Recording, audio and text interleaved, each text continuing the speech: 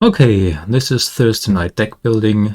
We are playing a Federation deck today, or not playing, we are building it, and I hope that I can play it sometime this week.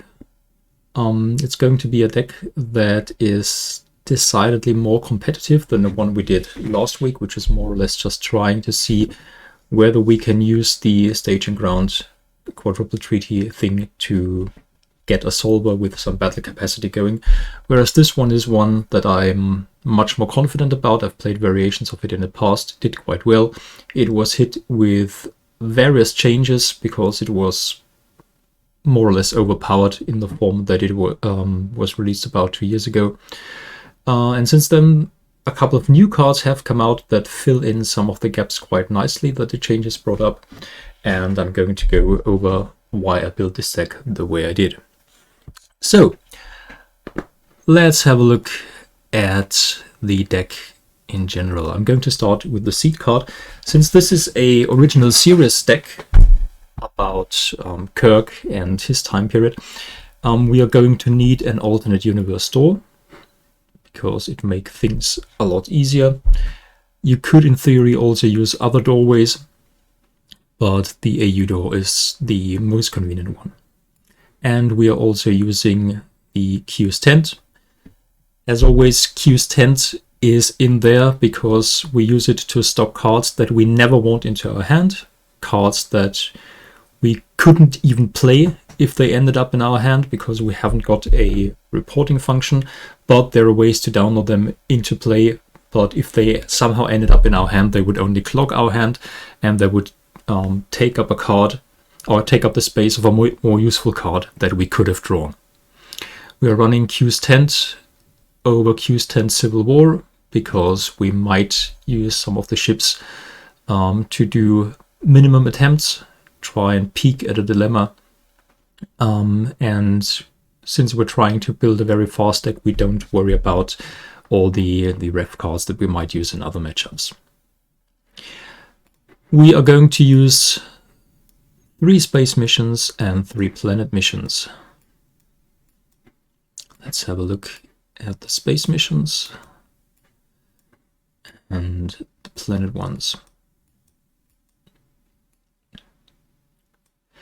As you can see, they all have a printed point value of 35 points, and I've chosen these missions because the idea of the deck is to do a 2-mission win. That is, we complete 1 space, 1 planet, and then ideally we have hit 100 points. The space missions have all been chosen because they have all 35 points. They all have the Federation icon, so we can put our outpost there. And they have 2 span.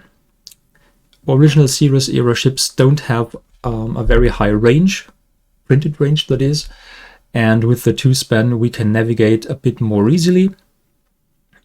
And the skills on those missions, they don't matter at all.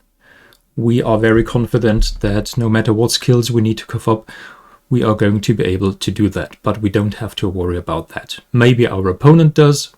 Looking at the Dyson Sphere, that also is a big target for assigned mission specialist decks.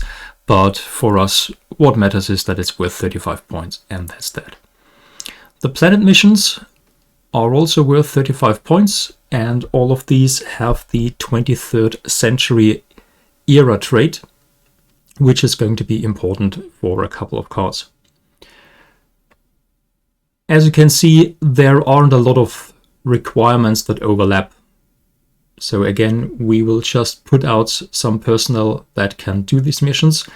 And as I said, we want to get to 100 points from 2 missions. Now, they all add up to 70 points total, but the planet we complete will be worth 50 points, or maybe more, maybe 55, maybe 60 points, depending on which personnel we have out. And we are going to self-seed a Cytherians under the space mission we want to do for another 15 points. So that should get us to 100 points. And there are also other point engines in the deck that will help us to run through an Edo probe or take a hit from lack of preparation, or the higher the fewer. When we seed our missions, what we really want to do is make sure that we have easy access to review mining operations. So the missions of course should ideally be as close together as possible, but with this one, Investigate Quarantine, you can also risk seeding it somewhere within the opponent's missions, not at the very far end, but try and maybe isolate one of their missions so that they have this additional span of 3 that they have to navigate through, because we have a card that allows us to insta-move to this mission with the Starship Enterprise. And we'll have a look at those cards in a moment. Also, it's not a bad idea to have this mission out of the way, because that's the only one where we cannot seed our outpost at. We never want to seed our outpost at Review Mining Operation, because this will be a bonus point engine that only works if there is no outpost there or no facility there. So we want our outpost close to that mission, ideally within 3 range. And the rest of the mission layout on the spaceline doesn't really matter. So let's have a look at the cards. We certainly want a Federation outpost. There is also the alternative Starbase 247, which has higher shields and a useful download, but it has the limit of only being able to seed at a space mission. And sometimes we want the Federation outpost at this mission here. So that's why we've chosen that one. If we run into heavy battle, then we have a problem anyway. So ideally we have done everything we need to do before they blow up our outpost. So seed the outpost as close to Review Mining Operation as possible, but not at that mission. For Original Series, there is this very handy card called the Final Frontier. It's must seed on an outpost, and then it has 2 functions. Once per game, in place of a normal card play, you may download an Original Series ship. That's super powerful on its own. And then twice each turn, you're matching alternate universe, Original Series era personnel, or alternate universe non-aligned Original Series personnel upon here may do so for free. And then it says that we cannot use crossover. So what this really does, it lets us play 2 guys from Kirk's era for free every turn. And then we still have our regular card play that we can use on a 3rd personnel or a ship or whichever event or objective or incident we want to play. Essentially giving us 3 personnel a turn, which is good for the current environment, but not outstanding. So this must seed at our outpost, that's a no-brainer. We are also running a space store. So I have opted to go for fewer ships this time and instead use a seed slot on Space Store to make sure we have a 2nd ship out quite early. All the ships we're going to use have useful downloads, so it doesn't hurt to have as many of them out as possible. Then we are going to need a couple of card draws. The logical choices are 5-year mission. At the end of each turn, if all your personnel ships in play are Original Series, you may draw an extra card. We only have Original Series cards and ships in our deck, so that's our 2nd card draw in addition to the regular one. And we are also running Risk is Our Business.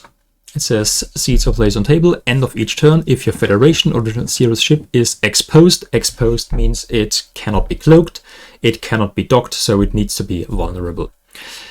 And it must have 2 unstopped Original Series personnel aboard at a mission with 23rd century in lore, and then we can draw an extra card. So we said that all our planet missions have the 23rd century trait, and also Seek Remnants has the trait.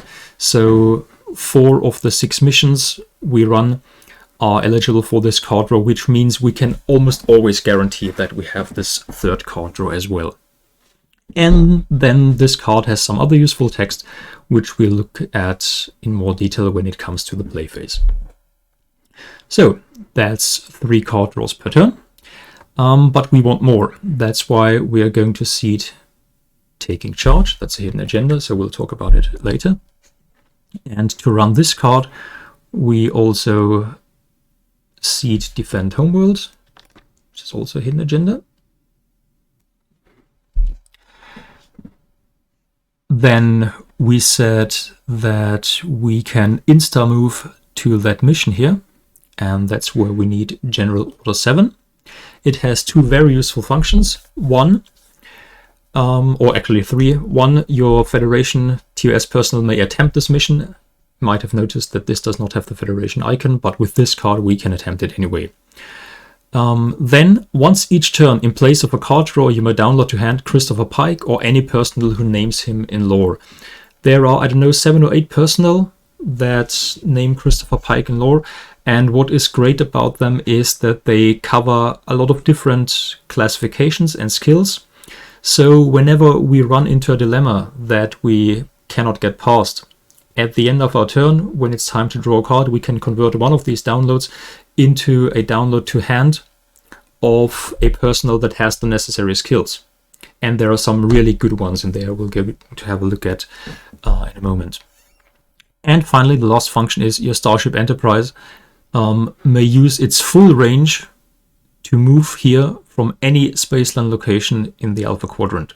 So even if this is 20 span away, and maybe our opponent has only seeded 1 or 2 dilemmas there because they think that we will only operate there, with the Starship Enterprise we can basically teleport there and start a surprise mission attempt. Okay, but for the movement on in the regular fashion, we also have To Boldly Go. This is a card that might be a tad overpowered as well. For every mission you seeded with 23rd century in lore, we said we have 4 of those, your original series ships are range and shields +1 to a limit of +3. So we cannot even use the 4. It caps out at 3. But that means that our ships at least are a bit more resilient in battle, even though they cannot really put up a fight. But what is important here is the range +3. Range is by far the most important ship attribute in the game. Of course, sometimes you run into battle, but you're always going to use range, whereas battle is something that might happen or might not, but you always need a range to move around. And finally, we have Preserver Obelisk. That's kind of the new Assign Mission Specialists. Like Assign Mission Specialists, it allows us to download 2 personnel at the start of the game, and they are not limited to having only 1 skill dot like Assign Mission Specialist. But what they must do is they must mention in the lore a 23rd century planet. And we have chosen Vanderberg. As you can see, he mentions the planet Janus 6 in his lore. And Janus 6 is the location of Review Mining Operation. At the beginning of the game text, it mentions the name of the planet. So he can be downloaded with Preserver Obelisk because he mentions the planet. And the same is true for Lieutenant Commander Giotto. He also mentions Janus 6 there. So we can download them. It doesn't say where we can download them, so that means we need a valid reporting location. So that means they go to our planet in the seed phase. And also in the seed phase, we're instantly going to special download the classic communicator here. So we don't draw into it accidentally. And that's a nice starting setup. And then we have the Cytherians that we're going to use as a self-seed under one of our missions. Let's put it under repair mission for the moment. It doesn't really matter. Whichever mission you attempt, the idea is that you have a way to get to the other end of the space line really quickly. Alright, so that's about it. We have space for 17 dilemmas. Doesn't matter which ones you run. I'm going to post the deck list afterwards to see how a 17 card dilemma setup might look, and we'll also have a look at 1 or 2 combinations later on. Okay, so let's have a look at what's in the deck.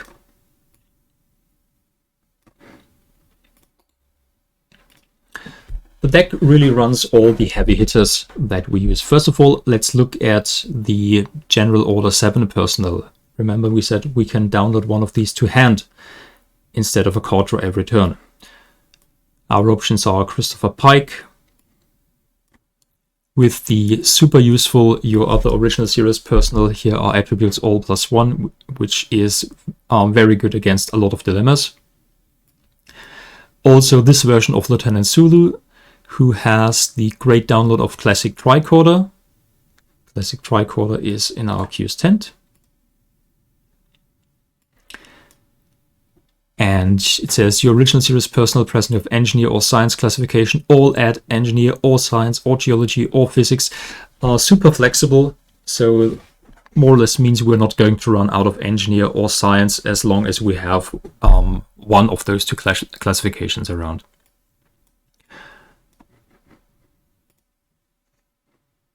There are also personnel like Captain Kirk, who has just a lot of skills. Diplo, computer skill, anthropology, for example, are the 3 skills you need to beat Vija.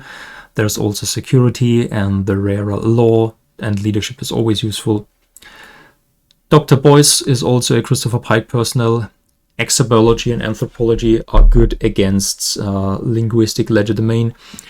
Medical and biology are great against the medical crisis, and so on. Honor is always useful against things like Ankari spirits. Cold is useful. Astrophysics is not a skill that there are too many copies of in the deck, and we're also going to need her for bonus points. Lieutenant Tyler has physics and navigation, and he's a security personnel. So as you can see, we cover a lot of classifications already: officer, science, security, medical, and there's also an engineer hiding somewhere. Yeah, for example, there's Chief Pitcairn, who has engineer and also transporter skill, which is very useful to have when you attempt planet missions, because there is a dilemma that punishes you if you don't have a transporter skill aboard your ship, and you can simply grab him by converting a card draw.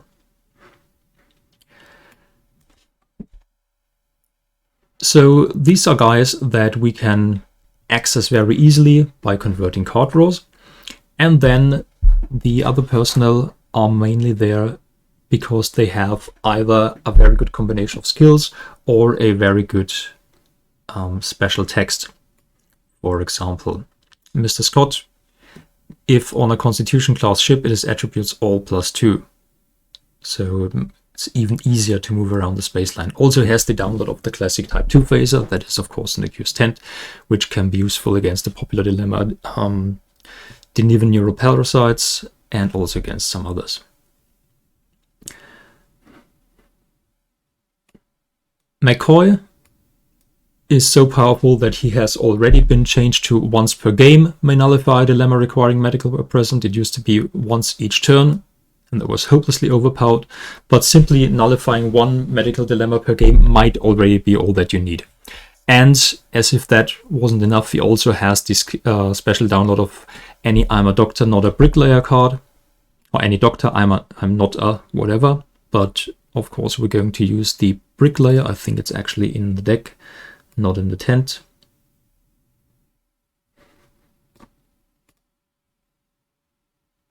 Oh, there it is. And there are a lot of geology personnel that we can download with him. Let's have a look. Where's an interesting one? Uhura. She also has a nullify skill once per game, may nullify a female-related dilemma here. Again, this used to be once each turn, I think. And even the once per game ability can be quite useful to just make sure that you get through that one wall, like primal urges or something like that. that can be really annoying. Rand is here because she can special download file mission report. That's a card that can score you 5 points. Where we got it? When one of your personnel has used a classification or skill to meet a mission requirement and you have not yet attempted another mission. So that's a very easy 5 points if we can get her out. And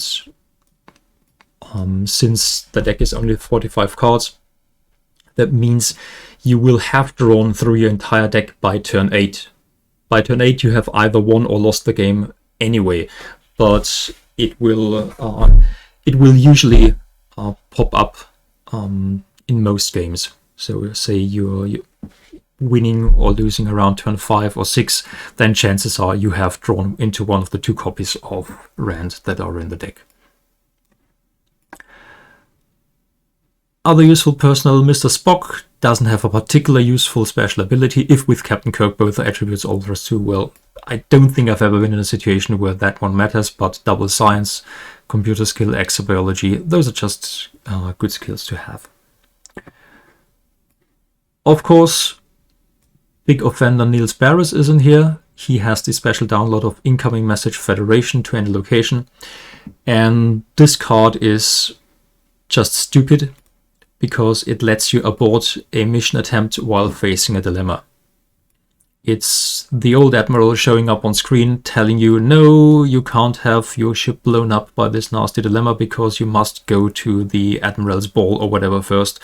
And then you can just cheat out of the mission, go back to your outpost with your ship unharmed, and then either move in with the crew that can actually beat the dilemma or just send in a ship that you don't need. And there is no reason not to run Niels Barris in an original series deck. I expect that they are eventually going to address Niels Barris and Kes and Anastasia Komarov because in many situations their abilities not only nullify a single dilemma, but they don't actually nullify it, but you can prepare for it. But what they do is often they simply take out an entire dilemma combo. You have 1 or 2 dilemmas that set up a third one that is particularly nasty, and if you can just cheat out of that one, then it's more or less 3 seed cards wasted, and I think that's just too much value for the effort it takes. Other useful personnel that are worth talking about. Dex is interesting to note because she doesn't have the alternate universe icon. That means we can only use her with our regular card play. We can still play her. She's not excluded because she has the original series icon, but she's not covered by the for free clause on the Final Frontier. So we actually have to use a card play for her. And the same is true for Anson O'Brien. He has transporter skill, computer skill, physics, honor, engineers are a very good skill set, but again, we have to use our card play for him. The same would be true for Lieutenant Sisko, but he may report where Captain Kirk is present for free, and since Kirk is one of the personnel we can simply download to hand and then play him, we can almost always make sure that Sisko can also report for free then.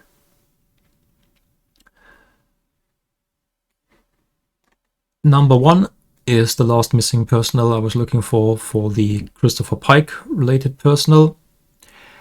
She has got stellar cartography, which is not really that necessary in the deck, but also navigation and engineer, which are much more common when it comes to dilemmas. And also we can include the non-aligned Veena here. Veena has honor, which is nice, but what really is important here is her start of each turn, select a skill, lose a skill at end of each turn. So you've run into a dilemma, you know you can't pass it, but if you've got Veena out, then you can just announce that she will have that skill for the duration of that turn, and then that's that. And where things become really ridiculous, if you combine her with the new... Where is he? We're looking for the Klingon guy with the new Expellion Kalis. He says once each turn may gain a skill from a personal present until end of turn. So Vina gains a skill at the beginning of the turn. Kalis can copy that one. And since we're starting with the classic communicator as well, we can then generate 3 instances of a skill we don't actually have in play for the duration of the turn. So imagine running into a dilemma pile that works very hard to set up things like scientific method, where you eventually require 3 science to get through, and they have eliminated all your science with dilemmas and other ways to kill your guys. With these cards, you can still generate 3 science out of nowhere. So Kalis here is a very good addition. Also, he's got double leadership and security, which can be useful. For example, you can also give him a second security, and then he can go through friendly fire all by himself.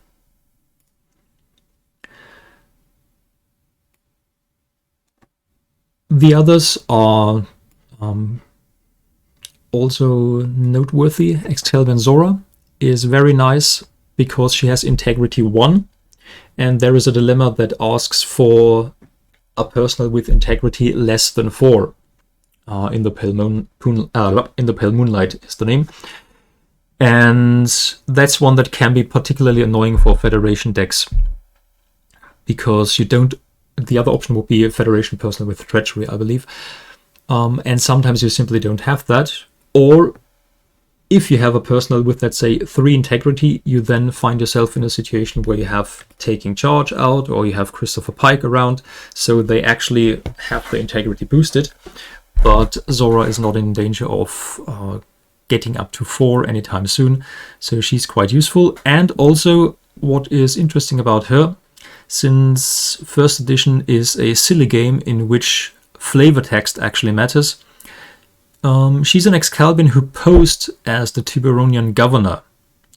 That means in the game she actually counts as a governor, and that's why she can get through the dilemma executive authorization. It has a dilemma that has a long list of very particular traits. And if you have one of them, you can get through, but those traits are relatively rare. Governor is one of them. And that's also one of the reasons why Lieutenant Palamas is in the deck. If you read carefully, it says that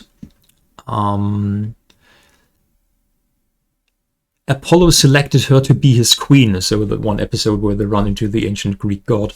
He selected her to be his queen. So in the game, she counts as a queen, like the Boar Queen. So she also can get through dilemmas that require a queen, like executive authorization.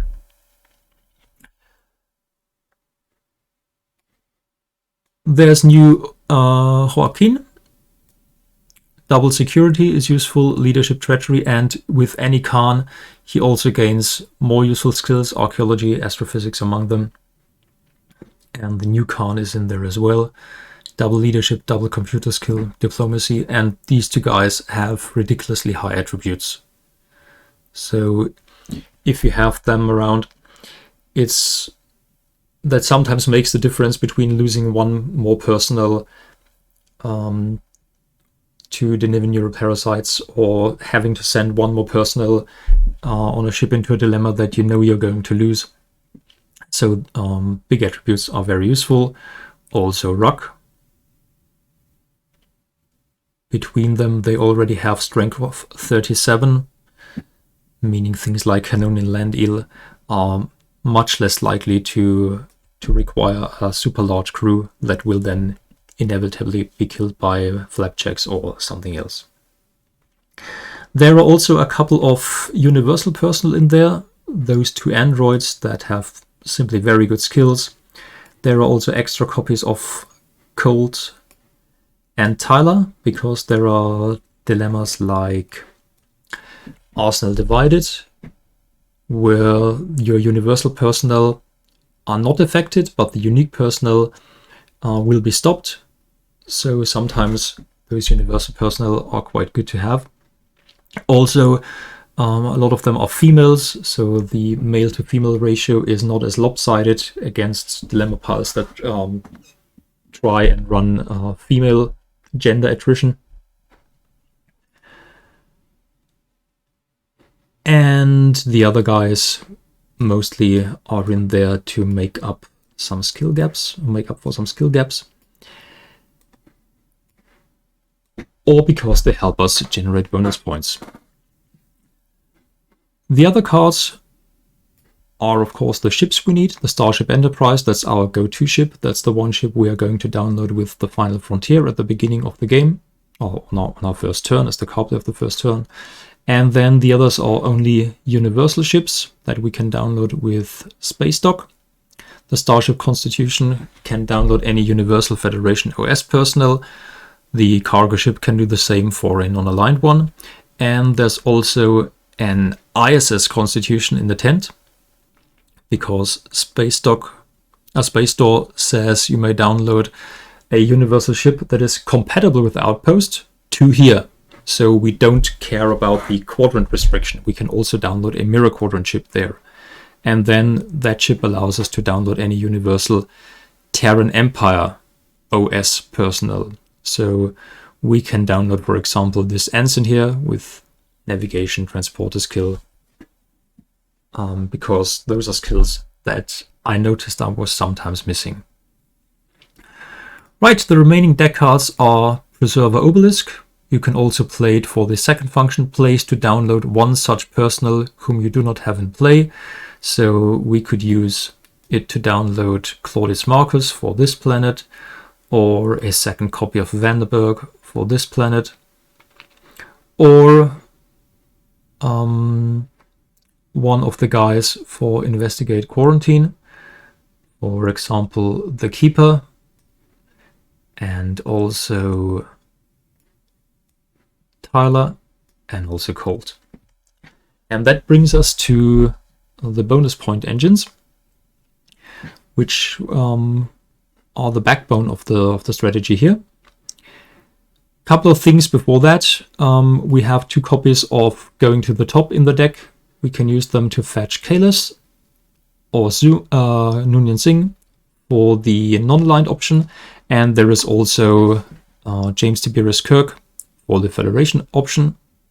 His archaeology is one of the rarer skills in the deck, and he's also Federation personnel with treachery for the aforementioned dilemmas. So we can use those. There is also Assign Mission Specialists.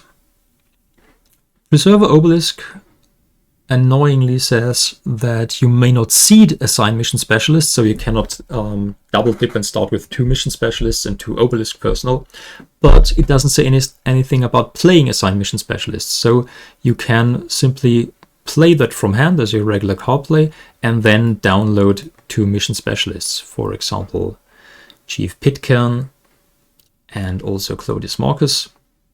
Or in the tent you will also find Ensign Davis. Again, he's a mirror personnel, but Assign Mission Specialist says download to the Outpost, so that gets around the quadrant restrictions, and you can get him into play that way. And finally, there are 2 copies of the Genesis effect, which simply allows you to gamble. You announce a dilemma. If you run into that dilemma with the indicated number of personnel, then you can nullify it. Most of the time, this is used to get around the dead end. In this deck, I'm not sure I would name dead end, because no matter which of the 2 missions we want to do is dead-ended, by doing the other one, we should get to more than 50 points, or at least to 50 points exactly. So dead end is not as annoying as it might be for some other decks that need to acquire an artifact or something like that. So I'd use it to simply call the one dilemma that would hurt you the most in the situation you find yourself in. But if you don't roll them, or you don't know what to name, or don't want to waste a card play, you can just cycle them away, and we'll talk about that in a moment. So, bonus points. We said the planet missions can be worth a lot of points. And how do we get those points? Mostly via Preserver Obelisk. So let's move all those cards back and leave out a few of those. So Preserver Obelisk also says Score 5 points whenever such a personal, so a personal that names a 23rd century planet, helps solve the planet mission they solve. So unlike assigned mission specialists, they don't work anywhere, but more or less only at their home planet or the planet that they mention. But it's not limited to once. So in the case of, let's say, Investigate Quarantine, there are several personnel that help solve. You have the Keeper with security and through treachery, so he himself can do the treachery and through and security part of the requirements, but he doesn't have to. You can also use other personnel. You can use, for example, his security, or they can help by contributing an attribute. So you choose to do it via the cunning greater than 32 requirement, and then you can actually use the Keeper and Colt and Jose Tyler. And since you haven't hit the cunning requirement yet, you can use another copy of Colt. You can use another copy of Tyler, if we can find him. We just put him somewhere. There he is. And we can also use our treachery mission specialist for 5 assigned mission specialist points. So in addition to the printed 35, get 5 from him. You can potentially score 25 from these guys. So we are looking at potentially 65 points if we decide to do this planet.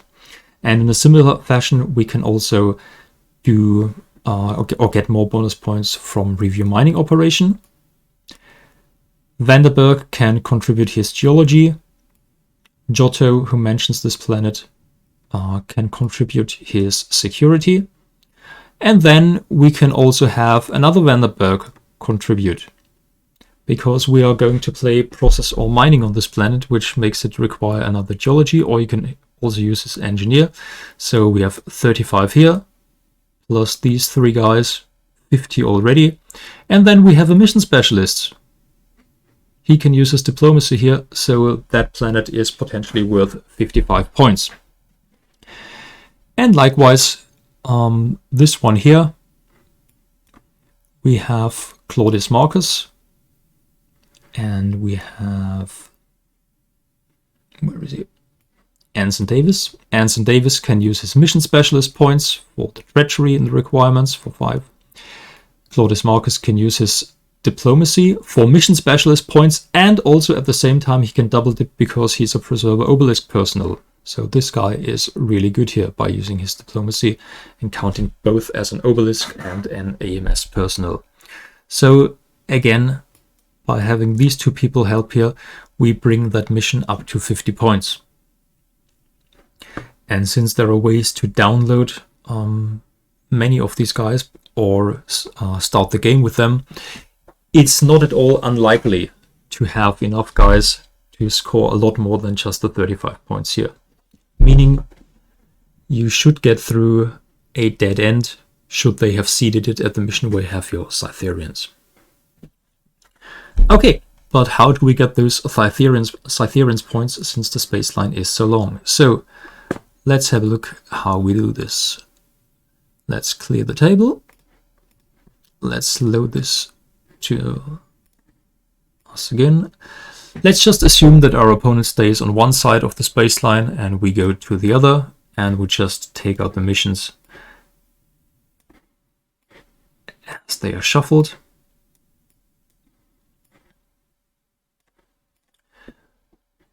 There's review mining operations, so in this case I would probably put the outpost here. And I'd go with the Cytherians here. This one is interesting, this one is interesting, as is this one. So our first turn would look something like this. We start with these 2 guys. We draw a starting hand of 7, and no matter what we see, it will be good. So Immediately we see that there is no ship, but the first turn will almost always convert the card play into the download of the Starship Enterprise. So that's what we're going to do. That's instead of our regular card play. And then we have 2 free plays from that era. In this case, we already have Captain Kirk, and we need a captain on our first turn. So let's just assume we didn't draw him, because this was really lucky. We'd play somebody like Khan, we'd play Palamas, it doesn't really matter. We could play the Preserver Obelisk to download a personal, but we usually want our first turn download to be something else. Usually on the first turn we are going to flip Defend Homeworld, discard it to download a security personal, and most of the time this will be Christopher Pike, because his skills are just so good. And then we can not only solve the ship, but we also have a captain aboard. We would fly to review mining operation. Thanks to the seeded to boldly go. There it is. The Starship Enterprise will have range of 9 right out of the gates, so we could even fly to review mining operation if it's in a more unfortunate spot. In this case, we just fly here. We beam down Giotto and Vanderberg or whoever, and then the other person uses the classic communicator to copy his geology, because we'll need that next turn. While we're in orbit, we have a captain. That's where we reveal the second hidden agenda we had, the taking charge. Once each turn, if your admiral, general, captain, and so on, captain is important here, is at your mission, you may download an objective onto that mission. So we go to our queue's tent, we download process or mining, and then we would have them sit on the ship exposed, so we get the card draw from Risk is Our Business. We draw 3 cards to end. And then at the beginning of our next turn, we would be able to do process or mining. Adds geology to the requirements, not important here.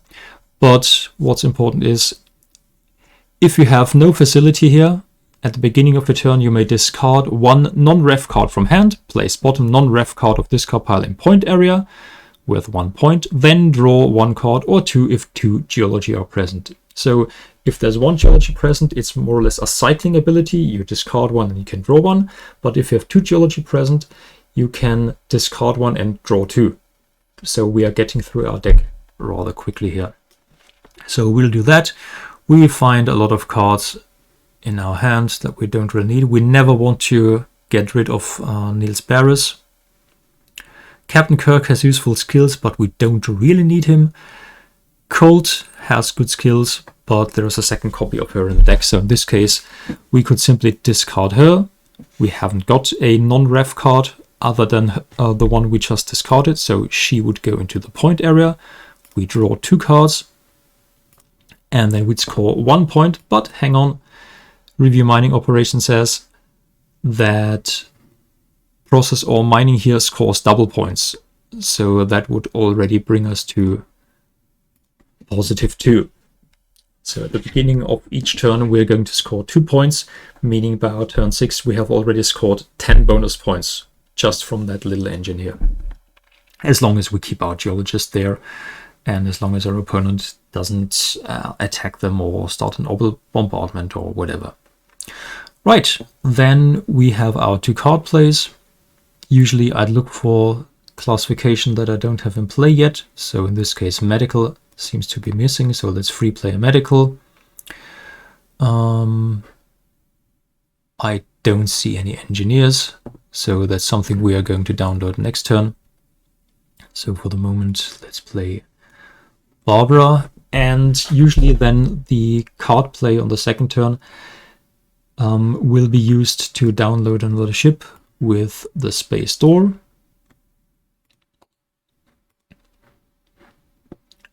So let's go for the cargo ship. It doesn't really matter at this point. Cargo ship in this case, because it has the advantage of downloading non-aligned universal personnel. So we could, for example, download this android here with the transporter skill, biology, diplomacy, and medical. By the way, her download can also be very sneaky if you think about it, if you look at that card. Okay, so it's the second turn, and we have a lot of personnel and 2 ships in play. So we could already start attempting if we wanted to. For the moment, though, I'd probably play it a little bit differently. Fly the guys back to that mission. Use taking charge to download an objective there.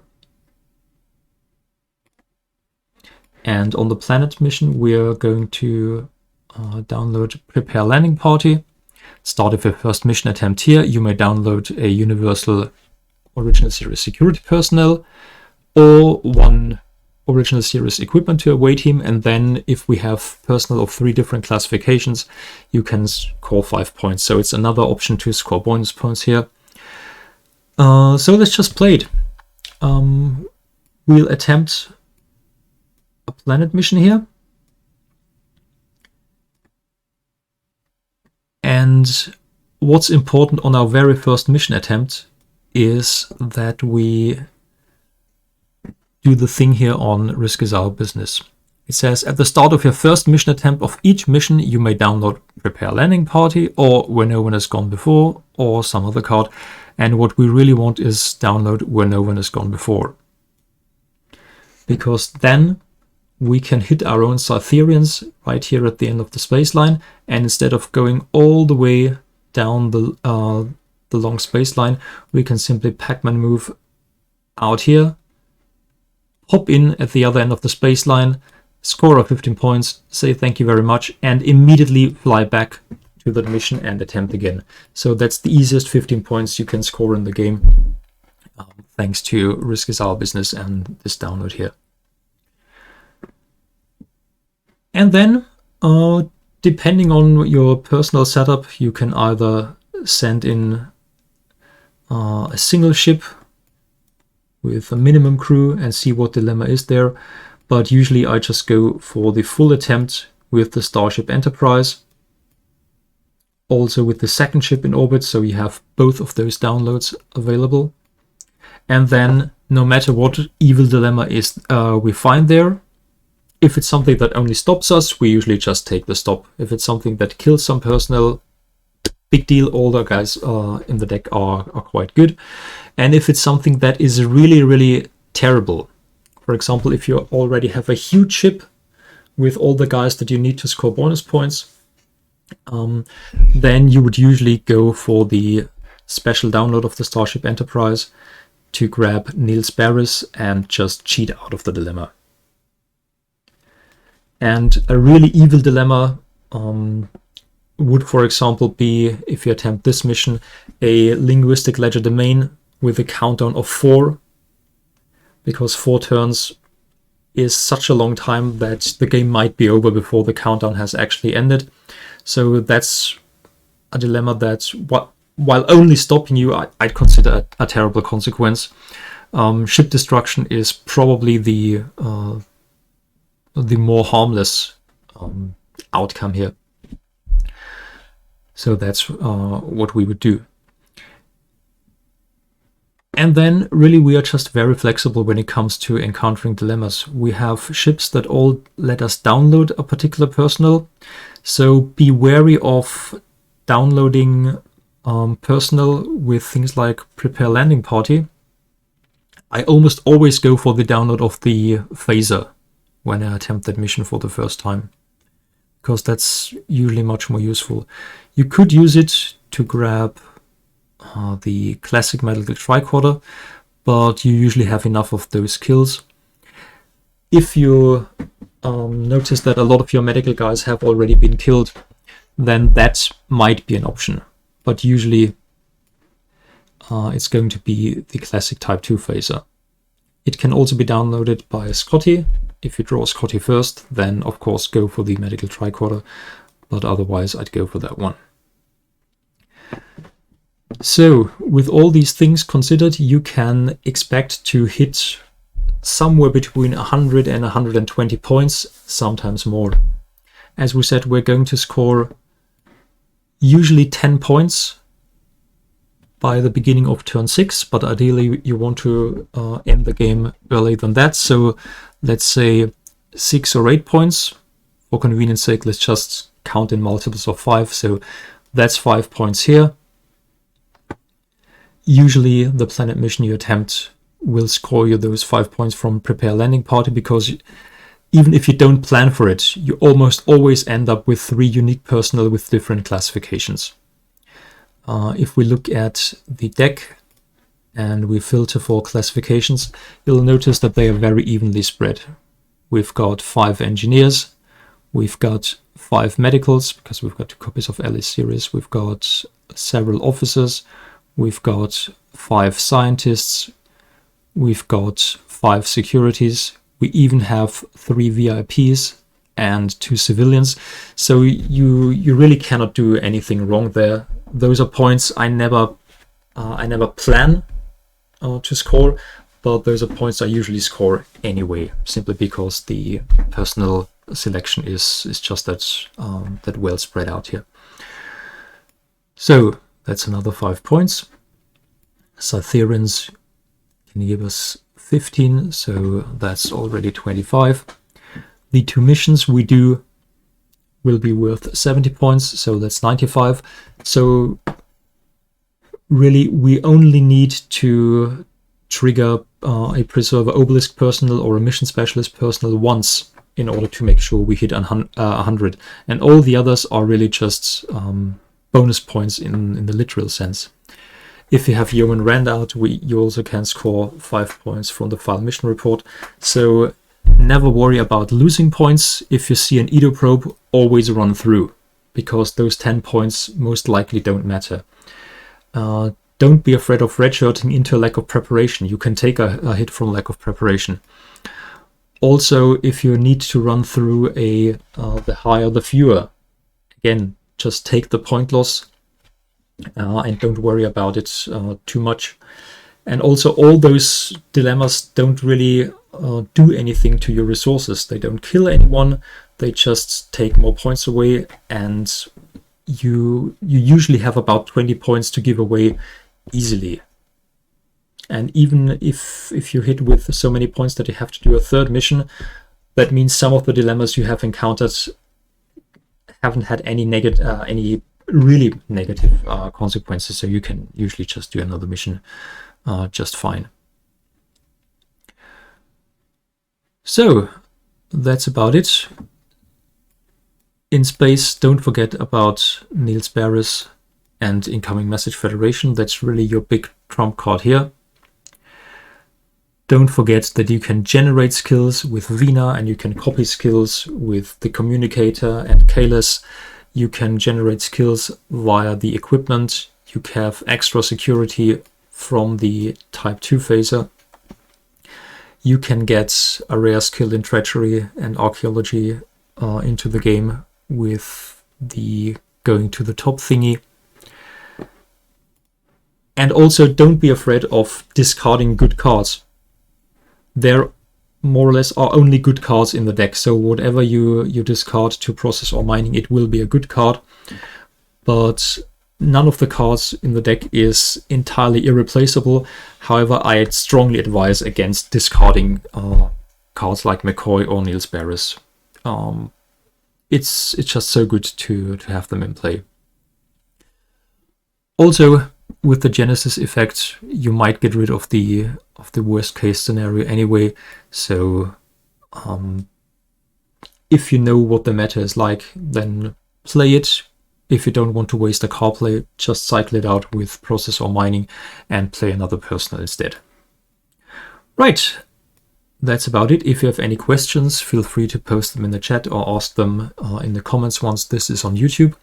And I'll just take a couple of minutes to look at some of the dilemmas that I have chosen here. It's really just a 70-card dilemma setup that doesn't repeat any dilemmas. And It's also nothing out of the nothing particularly interesting here. One combo I've always liked is the Arsenal Divided, which forces the opponent to make a choice. How do they spread out the unique personnel? And then it's a random thingy. Which ones the dilemma player picks to continue.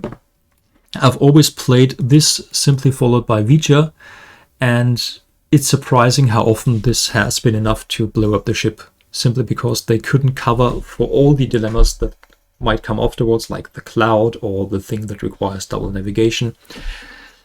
And sometimes simply picking the right, or from their perspective, wrong crew to be stopped was enough to blow up the ship with Vija. It's a risky move though, so I usually try and put another filter in there. In this case, I've gone for the new Romulan mine probes. One personnel continues, along with all crew away team members who have at least one printed skill matching that personnel. It's really interesting. Sometimes you pick one guy with a lot of skills and almost all the away team or all the crew continues. Other times you pick one guy and it's the only personnel that continues. So it's really an interesting card in that respect. And sometimes you have a ship that has attempted with 10 guys. 4 of those guys have been stopped by the Arsenal Divided. Of the 6 that have continued, 2 run into Vija, and the chances that they then have those skills are relatively slim. So that's one I'd always play. If you have an opponent who runs missions with a lot of different affiliation icons, you can, for example, where are we? Dyson, there we are. You can also use the same combo followed or finalized by linguistic here. Of course, they might still have a guy with Emperor and Exo, or 2 guys with those skills left, but you filter out a lot of personnel, and that would be a huge countdown. So that's a combo that can well be worth it. Let's say they need 1 turn in order to get, to assemble the crew that can get through the wall, stops them for 1 turn, and then if they play 1 affiliation plus non-alliance, then the linguistic will stop them for 4 turns here. That means more or less they can forget about that mission for this game. There are oldies but goldies. For example, you can play big wall followed by flapjacks into another big wall that also kills. That usually stops them. Next turn they get through, but they lose a lot of personnel. Then this dilemma stops them again for that turn, and then they need to get through this one and hopefully have lost a lot of guys that they can use in order to get through this dilemma or do the mission. So you cannot really go wrong with that one. Sometimes the meta has evolved to the point where they use a lot of cheap hand weapons or download hand weapons. Then of course it's not as useful anymore, but that's one you can almost always play. 1 copy each of Rules of Obedience and Misinterpreted History. These dilemmas are just so good, there's almost no reason not to run them. I've included a 2nd copy of Scytherians here.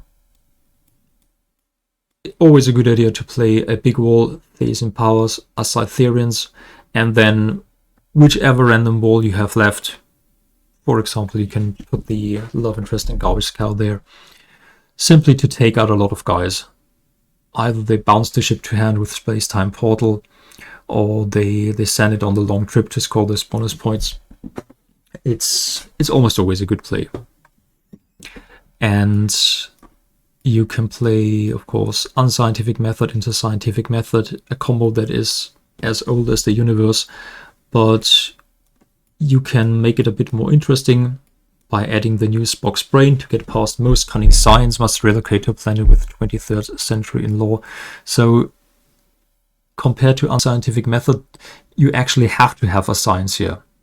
Unscientific method simply fizzles if there is no science, but this one actually forces them to bring a science and to stop them for 3 turns. And then of course that makes the scientific method better. So you can play those 2 on their own and use that one or replace it with something else. So the combinations are endless. I'm going to post a suggestion of combos, 2 planet ones, 2 space ones, and 2 that you can put wherever, that you can play just like that. But usually you're going to look at the space line and think which missions are they most likely to attempt, and then adjust your combos accordingly. Alright, nobody expects the Linguistic Inquisition. That's absolutely right. One sneaky thing that I've done a few times is play one of these. Rules of Obedience. Personnel with highest integrity or fewest icons is killed. Opponent's choice to get past then requires this or requires that. What many players do is they run into this, they get hit with a kill and are stopped for the turn. And then they are going to re-attempt with a minimum crew that they assemble so that only one particular personnel can be killed, and the remaining personnel will have the skills to get through that. And since there is no overlap in skills to get through here and linguistic, you can sometimes exploit the fact that they try and get through with a minimum crew here and have them run into linguistic. If you look at the guys that have double treachery and that have security and treachery, they don't necessarily also have the anthropology and exobiology in many decks. You can also play a lack of preparation after this one. I've been cursed at in the past for doing that, forcing them to bring a small, or goading them into bringing a small team and then having the lack of preparation there. All right. That's it for tonight. If you have any suggestions for decks that we can look at next time, feel free to comment. And I'm hoping to be able to play this deck tomorrow or sometime next week and see how it goes, whether it was a lot of talk and no substance, or whether it's actually as good as I imagined it to be. All right, thanks for watching. Until next time, bye-bye.